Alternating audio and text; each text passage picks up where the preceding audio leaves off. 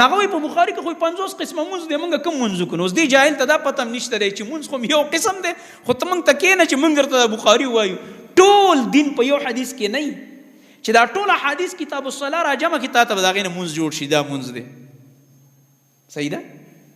دا یو بدبخت جاهل انساني جاهل مرکب چوته وي جاهل مرکب هغه چاته وي چې په دیم نه پويږي چې جاهل ما ای جاهل او په دیم نه پويږي چې جاهل ما انکس کې نه دانت و نه دانت کې نه دانت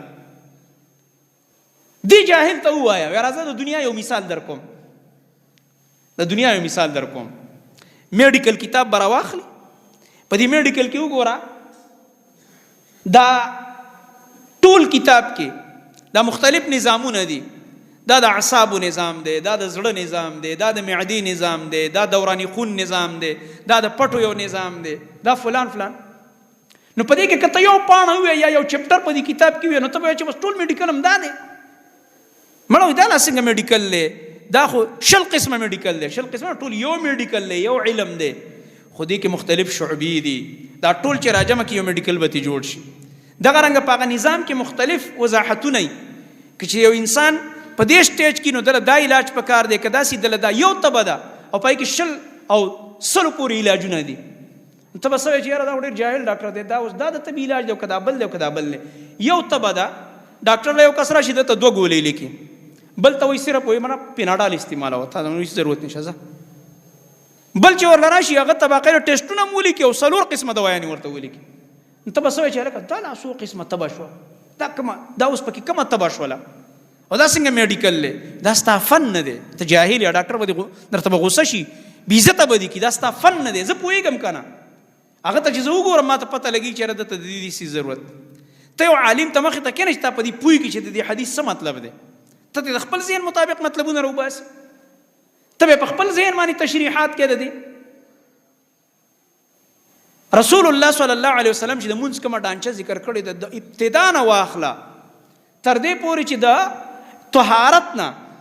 دیو جن علما ول د طهارت مسائل لوړي چیرې دا بیودسی ستوي پلیتی ستوي او دغه رنګ نجاست غلیظه ستوي لوی نجاست وړو کې نجاست دا ستوي د پلیتی اقسام او که انسان تشبیه او دسه دی واړه یا لوی بولی کړي یا خېټه نه هوا خارج شوه د لپاره صرف او دسته خو که چرته دی جنوب شو او غسل په فرض شو دا غي بیل احکام دي کوبه نشته نو تیمم دی قران کې داشته دي د احکام قران کریم کې ذکر دي زه پځه بیا دا غینه بعد د نبی صلی الله علیه وسلم منځ وګوره د ابتدا نه واخله د الله اکبر نه تر د سلام پورې ټول په تفصیل سره د دې احکام غ ذکر دي الحمدلله نو کوم انسان چې مسلمان دی خپل نبی منی او رسول منی هغه ته په دې کې هیڅ اشکال نشته خو ته خود رسول الله صلی الله علیه وسلم رسالت نه مانی کنه په خلق ویل نه شي خو د حدیث نه انکار مقصد دا دی چې زه رسول نه منم نعوذ بالله ځکه دا قران کریم نازل دی په محمد رسول الله صلی الله علیه وسلم اوس د قران کریم یو شرحه زه اکثر دا خبره بار بار کوم دا ځکه کوم چې دا حقیقت دی دا څوک د دې رد نشي کولای د الله په فضل دا چې کوم غلام احمد پرویز تیر شوی دا انګریزانو ایجنټ په هندستان کې بری صغیر کې د قران کریم په خپل عقل تشریح کړی دا ځکه د پیغمبر نه مانی د خدای نه مانی چې حدیث په د دې حکم چې قران کې راغلی نبی علیہ السلام په حدیث کې سویل خو حدیث نشته اتیره جمعه درته ما ویل حدیث نه انکار قران نه انکار دی ځکه دوه خبرې دي یا به ته وایې چې په دې قران نبی علیہ السلام عمل کړی دی دا کړی د نبی علیہ السلام عمل کول یا په جبه د دې حکم تشریح کول د قران دا دین دی کنه دی ها عمل کړی دی ارسله ور مسلمانۍ کړی دی چې کړی دی هغه کړی عمل او د نبی علیہ السلام هغه په قول د دې حکم تشریح چرته لاړه هغه حدیث کې ده کنه نه یا خو به دا معنی چې عمل کړی دی خو کته چې کړی دی خو هغه کړی اعمال د نبی علیہ السلام هغه په جبه چې کوم تشریح کړي معنی مې نه په دې بیم کافر کېږي ته کافر کېږي ځکه چې د نبی علیہ السلام عمل او قول خو دین دی او ته چې دا نه مانی دا حدیث نو دا خو د نبی اسلام قول او فعل دی نو دا خو ته د دین نه منکر شوی د قران باندې کوم عمل دی او د قران کوم تشریح ده په دې ته کافر شوی او کته چې نعوذ بالله نبی اسلام عمل نه دی کړی نو دا خو د پیغمبر بل غټ الزام ولګو بهم کافر شوی ته به ضرور دی لراځي چې او دا قران چې پچا نازل او محمد رسول الله صلی الله علیه وسلم او مونږ ته د اطاعت بار بار قران حکم کړی دی او دغه نبی په خپل عمل کړی او صحابو ته هم ښودلی دی او هغه اعمال ټول موجود دي او اقوال د نبی علیه السلام په حدیثو کې. موږ چې د دې قرآن سره د نبی علیه السلام هغه پریکټیکل یو ځای کو بیا موږ په دې صحیح عمل وکړو. لکه تاسو ته ما مثال ذکر کړ کنه یو د میډیکل کتاب دی د تیوري وای د تعلیم یافته ملګرو سره چرته سړی کینی پوهه بم کې یو د دې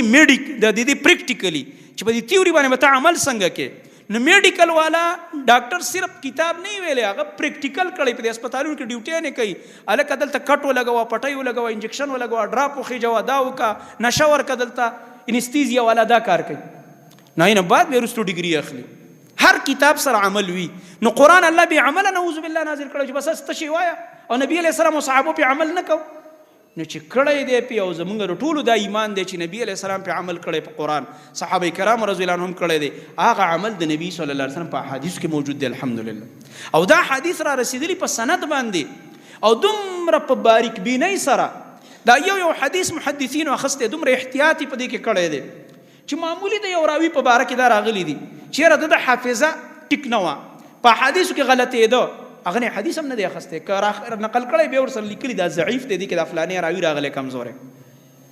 او په دې خبره هم لږ ځان پوهي کې د ملګرو تربیت دپاره دا وایم چې په یو حدیث کې یو ضعیف راوي راشي نو ټیک ده د نبي علیه السلام طرف ته خو داسې د کمزوري انسان په ذریعه خبره نه منسوب کېږي دا حدیث ضعیف دی علما په حکم کړی دی دا راوي به په خپله ډېر تقواداره سړی خو بس ذهن یې کمزوری لکه یو سړی دی شپې تهجد کوي روجې نیسي تقوادار انسان دی الله ته جاړي حافظه کمزورې ده نو دنم علما ګوره حدیث نه دی اخیستی. محدثینو به د صفت بیان که څنګه وایي دا انسان به انشاءالله جنت ته تللی ځکه چې عبادت ګزار او الله ته به جړاګانې کولې ډېر تقوادار و دا راویان د احادیثو خو د په ذهن کې فرق و لهذا موږ یې نه اخلو خبره ته یېرېدل کېدی چې د نبي علیه السلام خبرې خطا ویلي بل د هغه د خبرې موازنه وکړي